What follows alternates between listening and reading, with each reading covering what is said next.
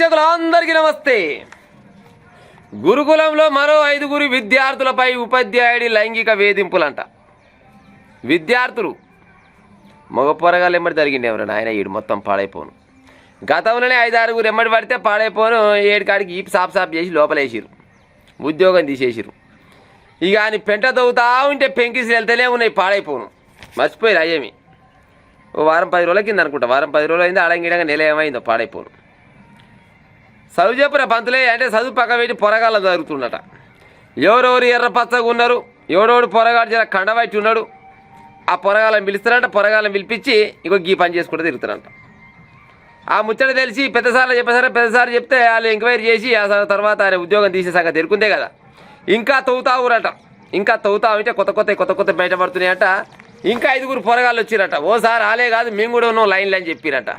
ఇది నాశనం అయిపోయి ఇదేం బుద్ధి కావచ్చు అసలు. ఈ పొరగాళ్ళంతా కలిసి ఆయనకి ఇదే పని చేయవలసింది. అప్పుడు ఓని చెప్పుకున్నాం పాడైపోను. గురుకులంలో మరో 5 విద్యార్థులపై ఉపాధ్యాయుడి లైంగిక వేధింపులు. నాగర్ కర్నూలులోని మైనార్టీ గురుకుల పాఠశాలలో ఉర్దూ ఉపాధ్యాయుడిగా కాంట్రాక్టు ప్రాతిపదికన పనిచేసే సయ్యద్ ఇమ్రాన్ తమపై లైంగిక వేధింపులకు పాల్పడినట్టు మరో 5 విద్యార్థులు గురువారం ఫిర్యాదు చేశారు.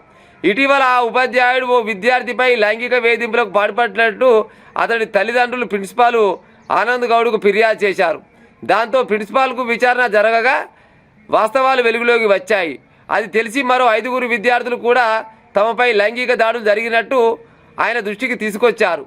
దీంతో ప్రిన్సిపాల్ ఆ ఉపాధ్యాయుడు ఇమ్రాన్కు విధుల నుంచి తొలగించి ఉన్నతాధికారులకు సమాచారం ఇచ్చారు.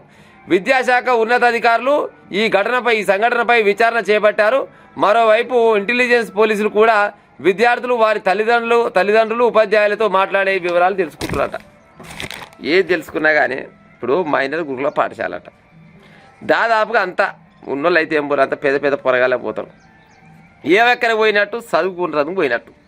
మరి ఈయనకి ఏమెక్కర జీతం ఇస్తున్నట్టు, చదువు చెప్తున్నందుకు జీతం ఇస్తున్నట్టు. మరి చెప్తే చదువు చెప్పాలి, లేకపోతే సపడే కూర్చోవాలి. సపడే కూర్చే దాని లెక్క వేరే ఉంటుంది. కానీ అది పక్కకు పెట్టి గతగాలు ఎమ్మడి పడితే ఏమొచ్చి పాడవుతున్నారు సార్ మీరు. నాశనం అయిపోను. అమ్మాయిలను ఇచ్చిపెట్టరు, ముసలిళ్ళని ఇచ్చిపెట్టరు, దాదాపుగా ఎవరిని ఇచ్చిపెట్టరు. చివరికి వస్తారు కదా పోరగాళ్ళని కూడా ఇచ్చిపెట్ట కాలం లేకపోయి శిక్షలు కరెక్ట్ లేక పాడైపోను.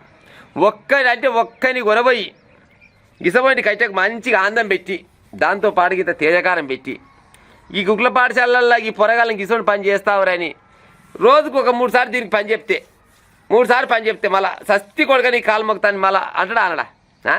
ఇంత అధ్వానంగా తయారై పాడయ్యారు. ఈ గతగాళ్ళ దగ్గర ఏం పాడేసి వస్తున్నావు అంటున్నా. ఈ గతగాళ్ళంతా కలిసి ఆయనే కదే పని చేస్తే ఇంకా బాగుండపో ముచ్చట. ఆయన పేరు సయ్యద్ ఇక్కడ వాయి దిగేయడం పేరు సయ్యద్ ఇమ్రాన్ అంట. సయ్యద్ ఇమ్రాన్ లైంగిక వేధింపులు చేస్తూ ఉంటాడంట. మరి అది ఏమందం కావచ్చు, ఏం సందం కావచ్చు.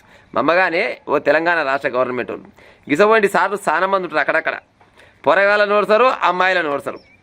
వీళ్ళని గొరవయి జర్ర వారం 10 రోజులు, ఎక్కువ రోజులు కూడా ఎక్కర్లేదు వీళ్ళకి. కానీ ఆడికే బీపీ షుగర్ సారం ఉంటాయి వీళ్ళకి. కానీ వారం 10 రోజులు తోముడు పైట పెట్టి గిసోడి పని చేస్తారా అని అడుక్కుంటా జర్ర 4 పెట్లు పెట్టి గైట్ని కూడా జర వీడియో లెక్క తీసి సోషల్ మీడియాలో పెట్టే ఉపాయం చేయాలి.